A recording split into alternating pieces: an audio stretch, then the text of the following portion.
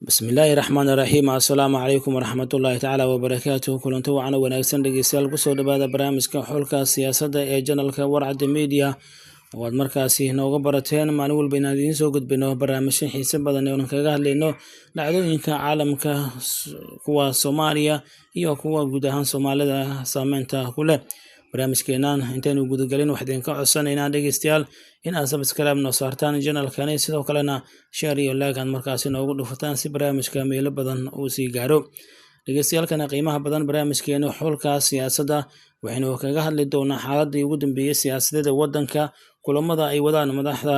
mustaqbalka Soomaaliya madaxweynayaasha maamulada Puntland iyo Jubbaland hadaba goorma ayaa la filayaa inuu furmo shirka maxayse ilaa hadda mudanayaasha ay ajendayaal ama qodobo ah ay miiska soo saareen barnaamijka ayaan falanqeyn kooban ku sameyn doonaa sidoo kale barnaamijka waxaan uga hadli doonaa waxa markab laga leeyahay dalka Turkiga laga soo sagootiyay gudaha dalkaasi isagoona ku soo wajahan gudaha Soomaaliya waxaana markabkaasi la sheegay in uu noqon doono midka qodaya shidaalka Soomaaliya ee lagu wado in markaasi laga qodo gudaha badda Soomaaliya hadaba goorma ayaa la filayaa inuu soo gaaro muxuu yahay markabkan shaqooyinka uu qaban doono Soomaaliya ayaa la sheegay in wadooyin guul ah ay hadda markaasi ku socoto haddii wadooyinkaas ay ka leexato Soomaaliya la sheegay in ay markaa wajihi karto xaalado adag inuu ku bilowna barnaamijkeenan xulka siyaasadda maanta Turkiga ayaa maalintii shalay soo sagootiyay markabkii qodista shidaalka gunta badda ee lagu magacaabo Akri Bay taasi oo wasiirka tamarta dalkaasi oo ku tilmaamay howlgalkii ugu horeeyay ee Ankara ay baaritaan shidaal uga sameyso banaanka aaga baddeeda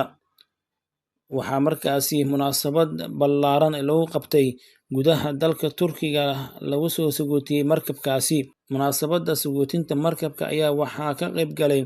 wasiirka wasaaradda batroolka Soomaaliya wasiirka dekedaha Soomaaliya maareeyaha hay'adda batroolka safiirka Soomaaliya dalka Turkiga u fadhiya iyo mas'uuliyiin kale oo dhanka Turkiga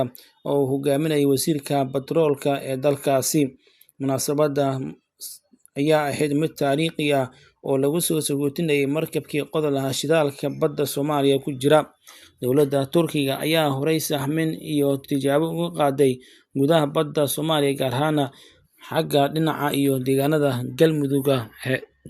xeebaha ku yaalo gaar ahaan Hobyo waxaana la sheegay sahmintaasi in lagu guuleystay balse hadda ay wajiyada kale u gudbayaan dowladda Turkiga ayaa sheegtay in tallaabadani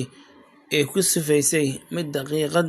taariikhi ah oo ku saabsan dadaalada Turkiga baaritaanka saliidda iyo gaaska ayaa sheegtay in markabku bisha Abriil ee Soomaaliya ka bilaabi doono qodista ceelka koowaad waxaana munaasabadaasi inta ay socotay qadka taleefanka madaxweynaha dowladda Turkiga kaga qayb galay isagoona u mahad celiyay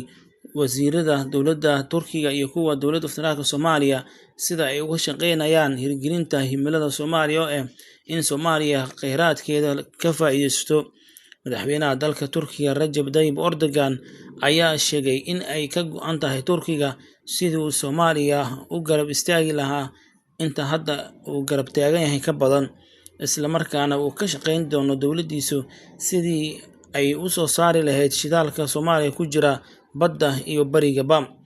waxa uu sheegay in markabkan uu noqon doono mid taariikhi ah isla markaana uu rajeeyay in guul weyn mustaqbalka dhow Soomaaliya uu soo gaarsiiyo waa markii ugu horeysay oo markabkani qodista gunta badda oo ka soo baxo howlgal ka baxsan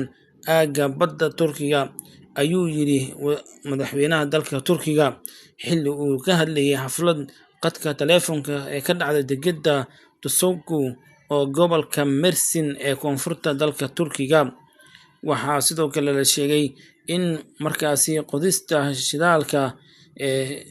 uu dhawaan ku soo biiray maraakiibta qodista Turkiga la filayo inuu Soomaaliya ku gaaro qiyaastii 45 cisho isagoo intaa ku daray inay markaasi galbin doonaan 3 markab kale oo ah kuwa dagaalka ciidanka badda Turkiga iyagoo wata diyaarado dagaal si ay markaasi maraakiibtaasi u sugaan amnigooda waxaa la sheegay in markabkan uu noqon doono mid markaasi guulo waaweyn uu ka keeno sanadaha soo aadan qodista shidaalka Soomaaliya oo la filayo in dhowaan la soo saaro. Madaxweynayaasha dowladda federaalka Soomaaliya iyo sidoo kale dowladda Turkiga ayaa horey heshiiskani uga gaaray dalka Turkiga, waxaana dowladda Turkiga ka mid tahay dowladaha sida weyn Soomaaliya u garab taagan, xaalado adagna markaasi kusoo garab istaagtay. Haddii Soomaaliya ay ku guuleysato qodista shidaalkan, waxay noqon doontaa mid taariikhi ah isla markaana faa'iidooyin badan ugu jirto. Heshiiska qodista shidaalka ayaa dhigaya sida lagu sheegay bayaanka horey ay u soo saareen in 95% marka ugu horeyso oo shidaalka lagu guuleysto in la soo saaro ay faa'iidada ugu horeyso 95% ay qaadan doonto dowladda Turkiga, halka Soomaaliya 5% ay qaadan doonto, maadaama qarashaadka ugu badan ama dhammaan qarashaadka ku baxaya qodista shidaalkan ay bixinayso dowladda Turkiga. Taasi oo ka dhigan in marka ugu horeyso dowladda Turkiga ay soo ceshan doonto qarashaadkii kaga baxay, si ay u soo ceshatana ay qaadan doonto 95%. marka ay dowladda Turkiga ay qiimeynta la sameeyo dhaqaalihii kaga baxa, in markii ay dhaqaalaheedu ay dhammaysato kadib, Soomaaliya iyo Turkiga ayaa u qaybsan doona 60% ay qaadan doonto Soomaaliya, halka 40% ay qaadan doonto dowladda Turkiga. Tusaale ahaan, haddii 100 milyan oo barmiil oo shidaal ah la soo saaro hadda, Soomaaliya hadda waxay ku leedahay marka ugu horeyso ee 100 milyan oo shidaal ee soo baxda, dowladda Turkiga ayaa qaadan doonta 95%, ama halka Soomaaliya qaadan doonto 5%.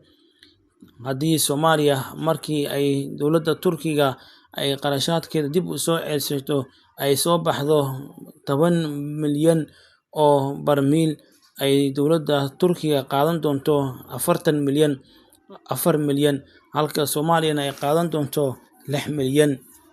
Sidaasi waxaa qoraya heshiiska, waxaana la sheegay inuu ahaa heshiiskan mid markaasi ka tarjumaya baahida Soomaaliya ay qabto, maadaama qodista shidaalka ay ku baxayso dhaqaale aad u badan, Soomaaliyana hadda aysan gacanta ugu jirin dhaqaale aad u badan. Ayna ka gudubno markabkaasi marka uu soo gaaro, iyo barnaamijyo kale ayaan kaga hadli doonaa xogo intaasi ka badan oo ka faahfaahsan aynu barnaamijyadeena kale kusoo gudbin doonaa. Haddaba maxaa ka socda magaalada Muqdisho? Ilaa hadda wararka naga soo gaaraya gudaha xeyndaabka Xalane iyo hoteelada ay degan yihiin madaxdii hore ee Soomaaliya, gaar ahaan siyaasiyiinta la magac baxday madasha mustaqbalka Soomaaliya iyo dowladda federaalka, ayaanan weli wax tanaasulaad ah ka yimid dhinacyada ku aadan goobta wadahadalka iyo goorta aan ku heshiinin. Ila wareedyo ayaa sheegay in haddii maanta ilaa beri kama dambaysta aan la gaarin waqtiga shirka iyo goobta dib u dhac markaasi hadda jira mid kasii badan la filan karo. Bilashada barakeysan ee Ramadaanka oo soo dhow daraaddeeda, taasina ay suurtagal ka dhigi karto in laisku soo laabto marka uu Ramadaanka soo dhammaado, waa haddii 48 saac soo socota heshiis aan la helin. Golaha mustaqbalku waxay sugayaan in madaxweyne Xasan Sheikh soo laabto oo wadahadal dhab ahna la aado, laakiin villa Soomaaliya xubno la mid ah waxay sheegayaan inaysan sidaasi u badin, ama aysan suurtagal noqon doonin haddii aan tooda la yeelin, iyo in kulanka ka dhaco oo weli hal dhinac ah. Ayaa sheegay in madaxweyne Xasan Sheikh oo Addis Ababa ka soo duulay uu doonayo inuu tago halka ay degan yihiin madaxweynayaasha Jubbaland iyo Puntland oo uu salaan uga tago, laakiin dhinaca labada maamul ay xaqiijinayaan wararkaasi. Wakiilada caalamiga ayaa ilaa Arbacada waxay wararku sheegayaan in ay wadi doonaan la hadalka dhinacyada Soomaalida, oo ay markaasi u sheegi doonaan inay ka heshiiyaan isfaham waaga dhexdooda, doorashada iyo hanaanka dalka ee doorashooyinka iyo sidoo kale dastuurka.